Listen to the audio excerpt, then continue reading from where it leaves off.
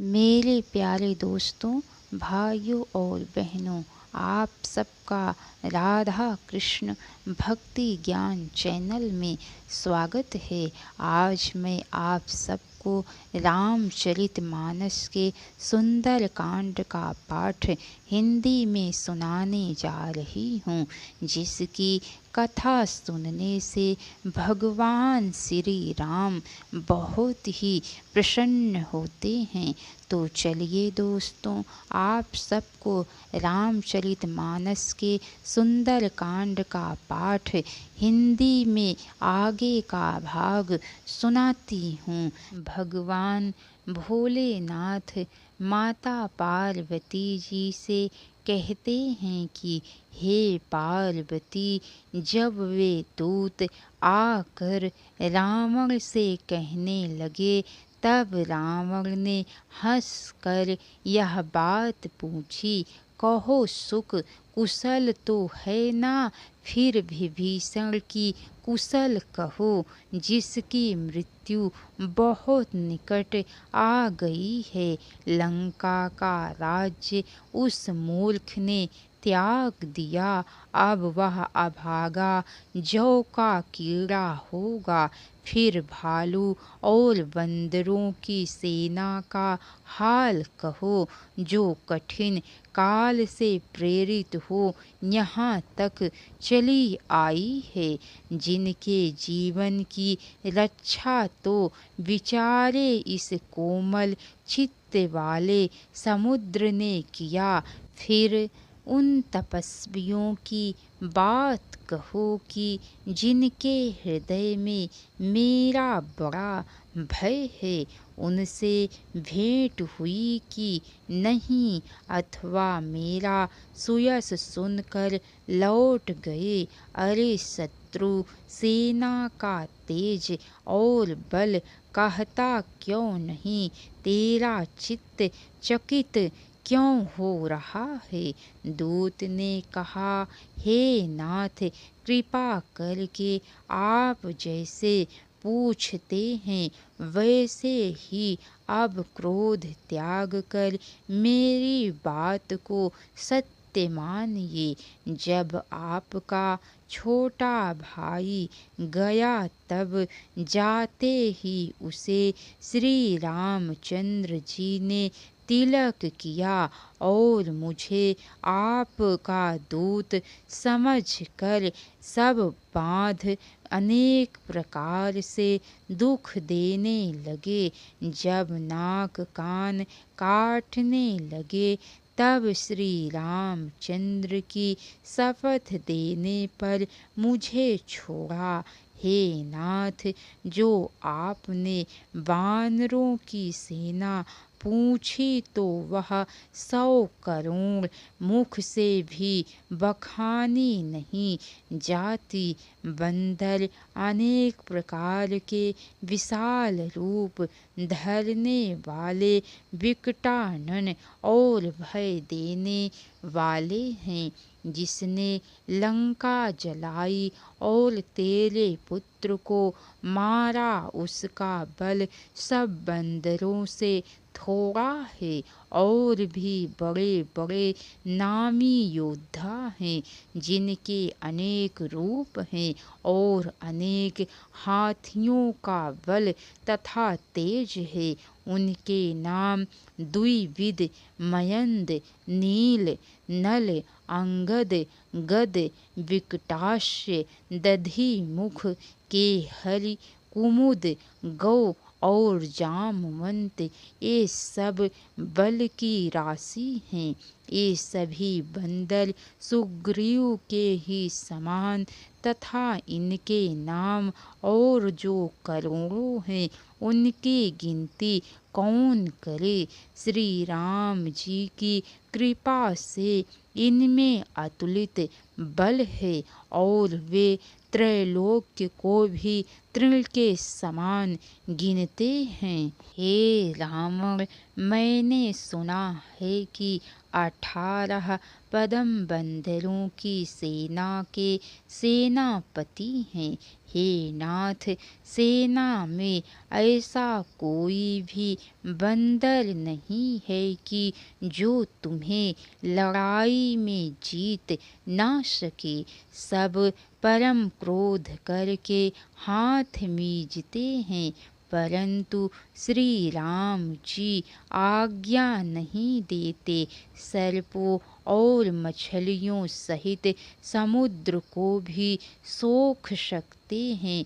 इससे भी काम ना चलेगा तो वे विशाल पर्वतों से उसे पाट देंगे और कहते हैं कि रावण को मर्दन कर धूल में मिला देंगे।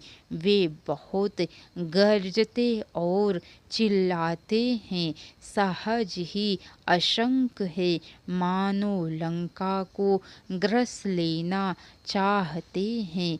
इस प्रकार से सब बंदर भालू स्वाभाविक शूरवीर हैं।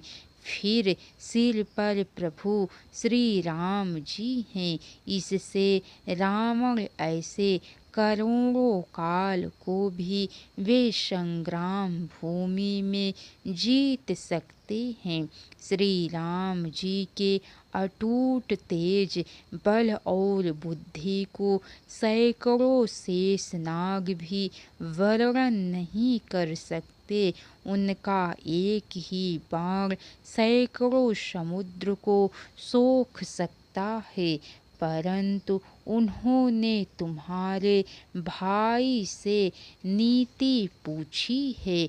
उसकी बात को सुनकर श्री राम जी मन में कृपा धारण कर समुद्र से रास्ता मांगते हैं।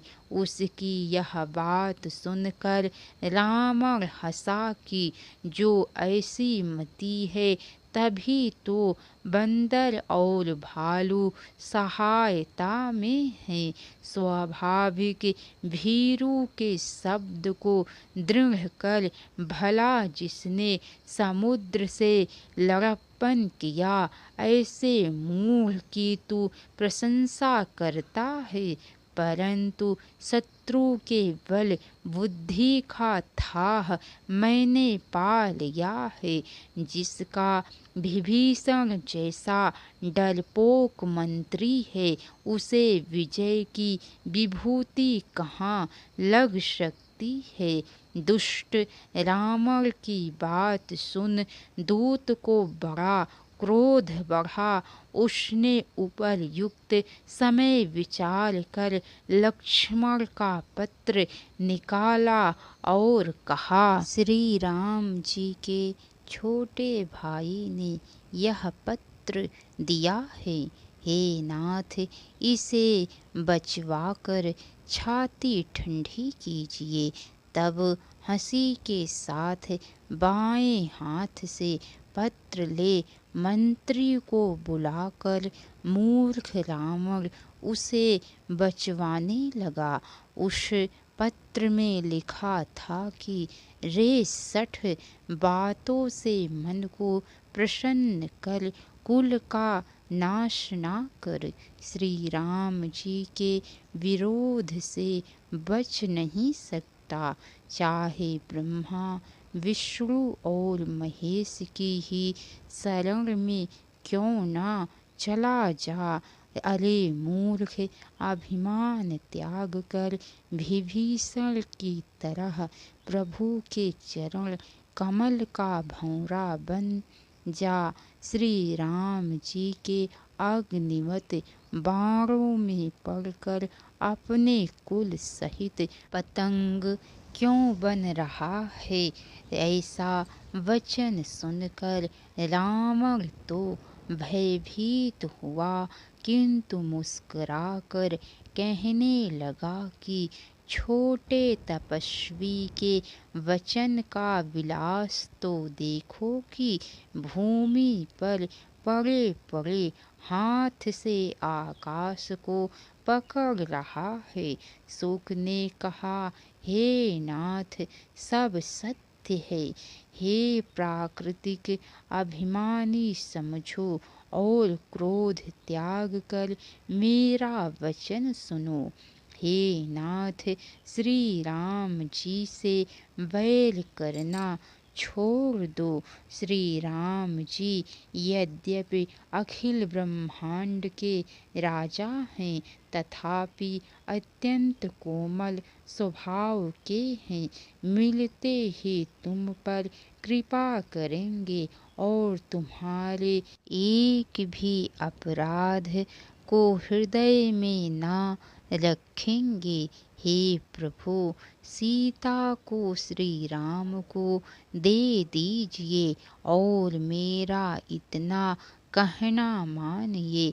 जब उसने सीता को देने को कहा तो उस पर रावण ने चरण प्रहार किया, अर्थात लात मारा। तब वह रावण के चरणों में सिर नवा कर वहाँ से चला गया।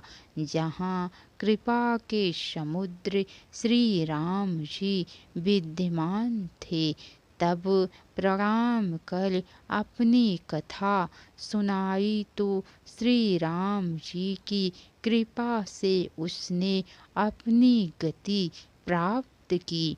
हे पार्वती, वह पहले बड़ा ज्ञानी मुनि था, जो अगस्त्य ऋषि के शाप से राक्षस हो गया था।